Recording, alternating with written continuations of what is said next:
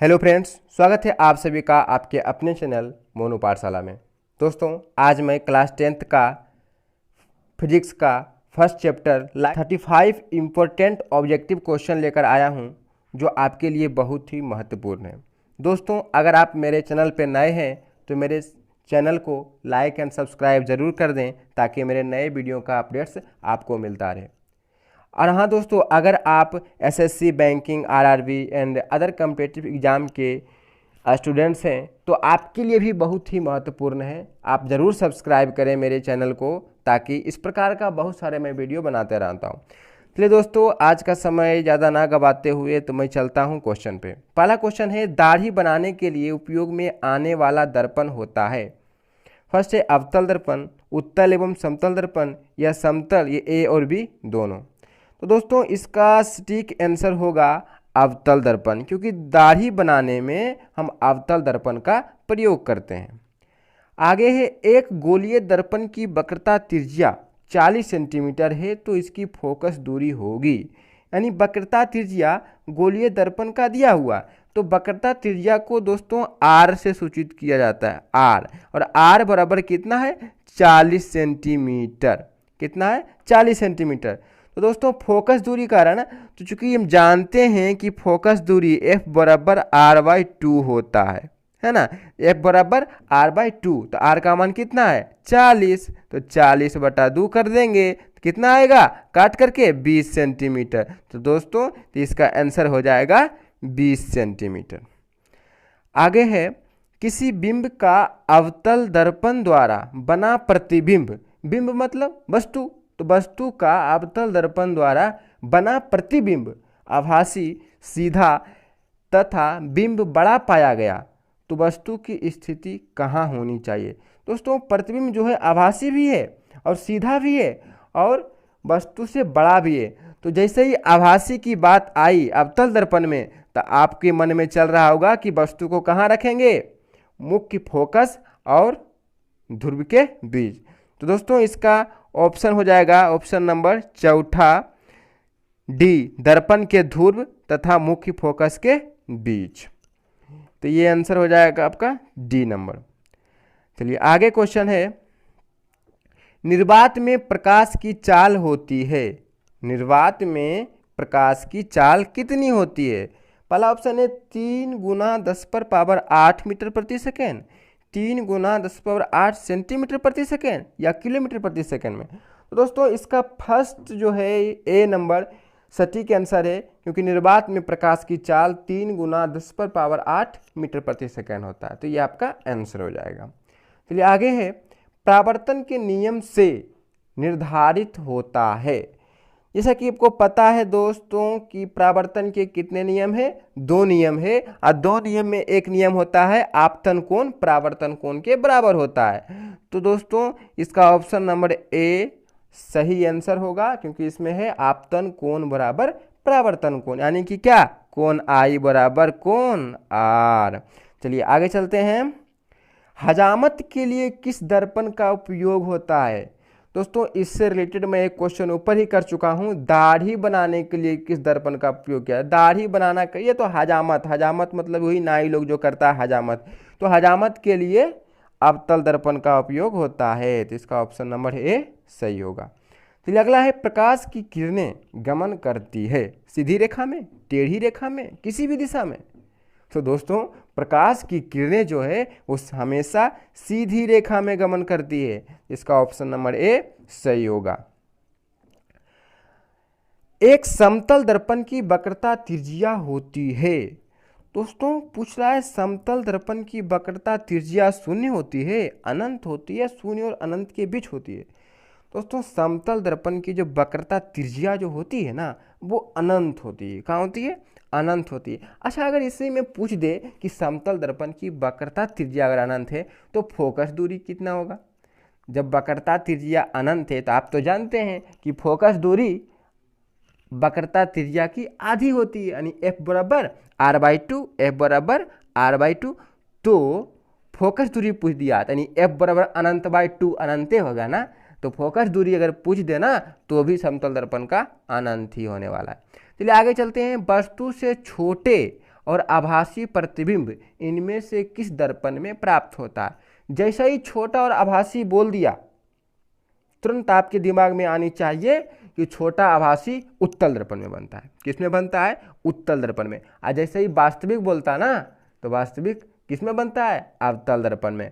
और अवतल दर्पण में दोस्त आभासी भी बनता है और वास्तविक भी, लेकिन उसमें एक ही केस में आभासी बनता है, और उत्तल दर्पण में हमेशा आभासी ही बनता है। तो आभासी और छोटा प्रतिबिंब किस में बनेगा? उत्तल दर्पण में। तो ऑप्शन नंबर चौथा इसका सही होगा। चलिए आगे है, उत्तल दर्पण में किस प्रकार का प्रतिबिंब बनता है? दोस्तों तो ऊपर वाले क्वेश्चन में ही साथ लिखा हुआ था ना। तो उत्तल दर्पण में किस प्रकार का प्रतिबिंब बनता है? वास्तविक, आभासी या दोनों? दोस्तों उत्तल दर्पण में सिर्फ और सिर्फ आभासी प्रतिबिंब ही बनता है, इसलिए दूसरा इसका सटीक आंसर होगा। अगला है, समतल दर्पण द्वारा क्या बनते हैं? समतल दर्पण द्वारा वास्तविक प्रतिबिंब बनते हैं या आभासी प्रतिबिंब बनते हैं? तो दोस्तों आप घर में समतल दर्पण देखते होंगे, तो देखते होंगे कि जब आप दर्पण के सामने खड़े होते हैं तो आपका प्रतिबिंब सीधा दिखाई देता है ना। तो ये जान लें कि जब भी प्रतिबिंब सीधा हो तो प्रतिबिंब आभासी होगा, और जब उल्टा हो तो वास्तविक होगा। तो समतल दर्पण में तो प्रतिबिंब सीधा दिखता है, तो क्या होगा? आभासी या वास्तविक? आभासी होगा। चलिए अगला है, प्रकाश क्या है? कणों का प्रवाह, आँखों को प्रभावित करने वाली ऊर्जा या तापक्रम बढ़ाने वाली ऊर्जा? दोस्तों न्यूटन का कणिका सिद्धांत के अनुसार ये तो कणों का प्रवाह भी है, और तो और ये आँखों को प्रभावित करने वाली ऊर्जा। क्या प्रकाश आपके आँखों पर जाती है, क्या आपकी आँख प्रभावित नहीं होती है? होती है ना। और क्या तीसरा? तापक्रम बढ़ाने वाली ऊर्जा, क्या ताप नहीं बढ़ाता है?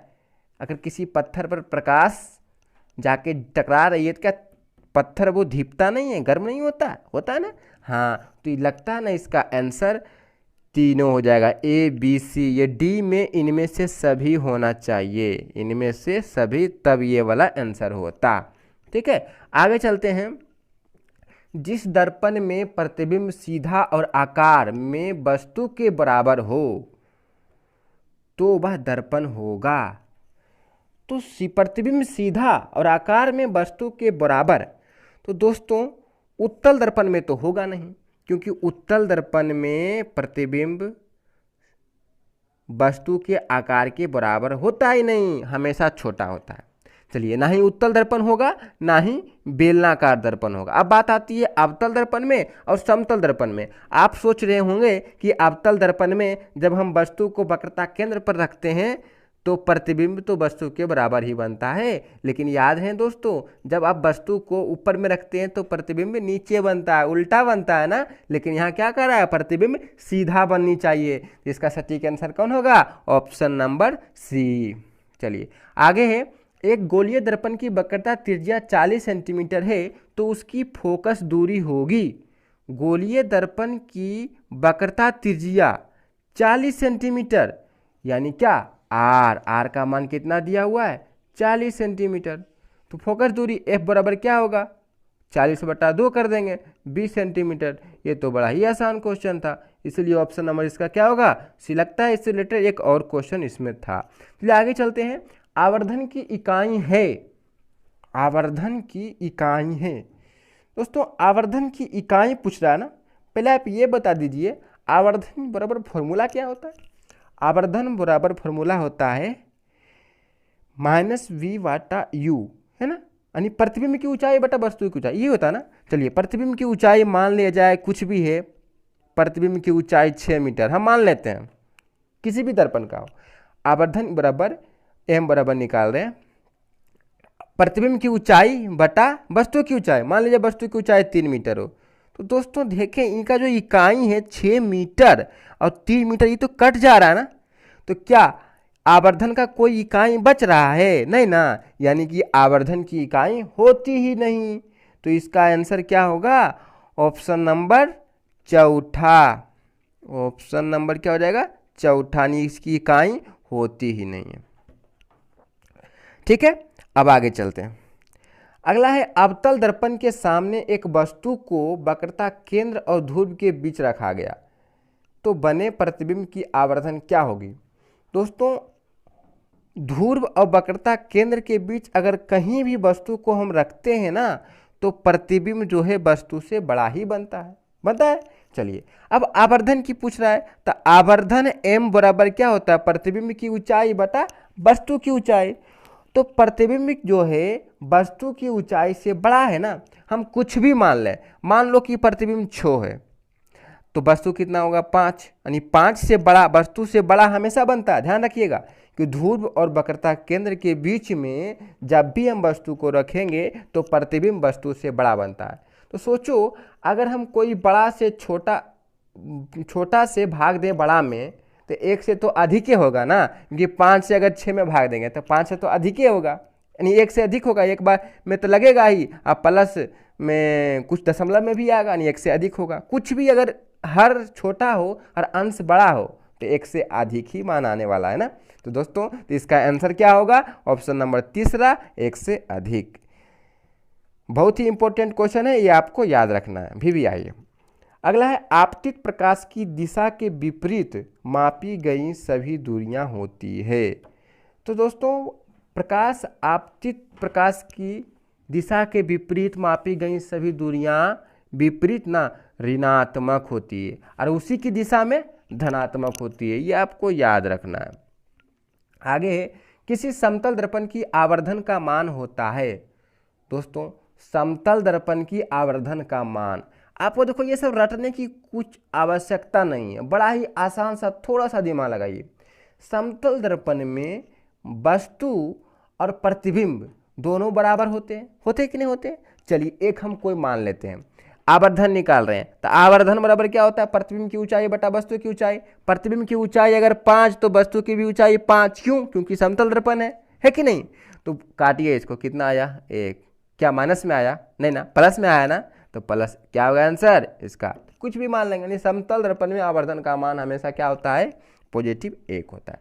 चलिए अगला है, जिस पदार्थ से होकर प्रकाश आसानी से पार कर जाती है उसे क्या कहते हैं। दोस्तों जिस पदार्थ से आसानी से प्रकाश आर पार कर जाती है उसे पारदर्शी माध्यम कहते हैं, और जिसमें पूरी तरह से आर पार नहीं कर पाती है उसे अपारदर्शी कहते हैं, और जिसमें थोड़ा सा पार कर जाती है, थोड़ा सा नहीं पार कर जाती है उसे क्या कहते हैं, पारभासी पदार्थ। कितना आसान है। चलिए आगे चलते हैं, सूर्य से आती प्रकाश की किरणें किस प्रकाश पुंज का उदाहरण है। तो दोस्तों सूर्य से आती प्रकाश की किरणें समांतर प्रकाश पुंज का उदाहरण है। चलिए अगला है, निर्देशांक चिन्ह परिपाटी के अनुसार सभी दूरियां मापी जाती है, P से, F से या C से। दोस्तों ये जो संकेत है ना, P का मतलब क्या होता है, ध्रुव, और F का मतलब ये हो गया P ध्रुव, ठीक है, और F हो गया क्या, फोकस, और C वक्रता केंद्र। तो दोस्तों निर्देशांक चिन्ह परिपाटी के अनुसार सभी दूरियां ध्रुव से मापी जाती है। कहाँ से, ध्रुव से। तो पहला ऑप्शन सही होगा आंसर इसका। अगला है, रोगियों के नाक, कान और गले की जांच में डॉक्टर प्रयोग करते हैं किस दर्पण का। तो दोस्तों इसका ऑप्शन नंबर पहला सही होगा। रोगियों के नाक, कान, गले की जांच में डॉक्टर अवतल दर्पण का प्रयोग करते हैं। नेक्स्ट है, तेल लगा कागज होता है। दोस्तों अगर कागज में तेल लगा दिया जाए तो वो पारदर्शक होगा या अपारदर्शक होगा या पारभाषक होगा। तो दोस्तों वो पारभाषक हो जाएगा। क्या हो जाएगा, पारभाषक। चलिए नेक्स्ट है, एक उत्तल दर्पण की वक्रता त्रिज्या 32 सेंटीमीटर है तो फोकस दूरी क्या होगी। दोस्तों उत्तल दर्पण की बात कर रही है ना, तो उत्तल दर्पण में वक्रता त्रिज्या दाएं साइड होता है ना, ध्यान रखिएगा, उत्तल दर्पण में वक्रता त्रिज्या दाएं साइड, तो आर का मान क्या हो जाएगा, पॉजिटिव 32 सेंटीमीटर, है कि नहीं, पॉजिटिव 32 सेंटीमीटर। तो फोकस दूरी पूछ रहा है ना, तो फोकस दूरी r/2 होता है, तो r का मान 32/2 16, इसका सटीक आंसर क्या हो जाएगा, +16 सेंटीमीटर। चलिए नेक्स्ट चलते हैं। नेक्स्ट कह रहा है, F = r/2 सत्य है अवतल दर्पण में, उत्तल दर्पण में, उपरिक्त दोनों में या समतल दर्पण में। दोस्तों F = r/2 जो है अवतल में भी सही है और उत्तल में भी सही है, इसलिए ऑप्शन नंबर तीसरा सही हो जाएगा। चलिए आगे चलते हैं। आई बराबर आर नहीं लागू होता है। दोस्तों आई का मतलब क्या, आपतन कोण, और आर का मतलब परावर्तन कोण।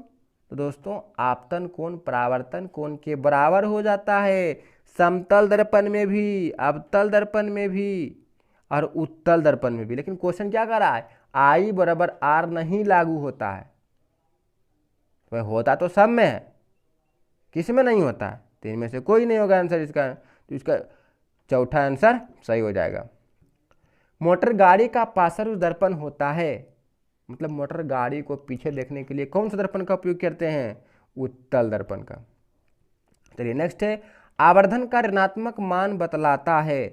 दोस्तों आवर्धन का ऋणात्मक मान जो है ना, प्रतिबिंब उल्टा को दिखाता है, यानी वस्तु के सापेक्ष प्रतिबिंब उल्टा, अगर सीधा हो तो धनात्मक, अगर उल्टा हो तो ऋणात्मक, ये याद रखना है आपको। तो ऑप्शन नंबर इसका क्या हो जाएगा, ऑप्शन नंबर ए इसका सही आंसर होगा।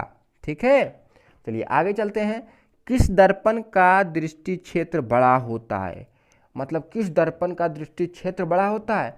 तो दोस्तों दृष्टि क्षेत्र बड़ा होता है अवतल दर्पण का, है ना, इससे वस्तु बड़ा दिखाई देता है और उत्तल दर्पण से छोटा दिखाई देता है। आगे चलते हैं। टॉर्च से किस प्रकार के प्रकाश पुंज की प्राप्ति होती है। दोस्तों टॉर्च अगर हम बारते हैं तो प्रकाश क्या होता है, प्रकाश फैलता है ना, तो प्रकाश अपसारी प्रकाश पुंज, अपसारी प्रकाश पुंज में क्या होता है, प्रकाश फैलता है, और अभिसारी प्रकाश पुंज में क्या होता है, फैले हुए प्रकाश पुंज एक जगह मिलती है, और समांतर प्रकाश पुंज में तो समांतर जाती है। तो जानबे करते हैं। एक प्रकाश किरण किसी समतल दर्पण पर लंबवत आपतित होती है तो परावर्तन कोण का मान होता है। चलिए एक समतल दर्पण बनाते हैं, समतल दर्पण हो गया ना, इसको रचित कर देते हैं, इधर से हो गया समतल दर्पण।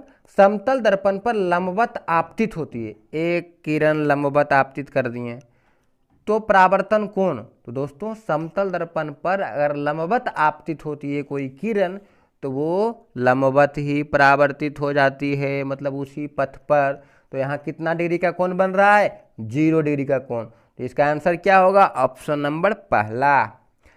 चलिए अगला है, प्रकाश का वेग महत्तम होता है, प्रकाश का वेग महत्तम होता है। दोस्तों प्रकाश का वेग निर्वात में महत्तम होता है, किसमें, निर्वात में। चलिए आगे चलते हैं। उत्तल दर्पण में वक्रता त्रिज्या तथा फोकस दूरी होती है।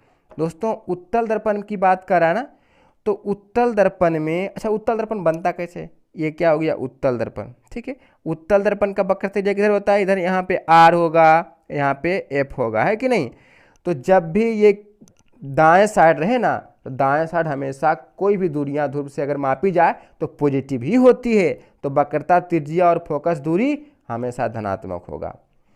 चलिए आगे चलती है। गोलीय दर्पण के परावर्तक पृष्ठ के केंद्र को कहते हैं, गोलीय दर्पण के परावर्तक पृष्ठ के केंद्र को कहते हैं। दोस्तों इसका तो बहुत ही आसान आंसर है, ध्रुव। गोलीय दर्पण के पृष्ठ के केंद्र को क्या कहते हैं, ध्रुव कहते हैं। तो दोस्तों आज के लिए यहीं तक, अब मैं चलता हूँ।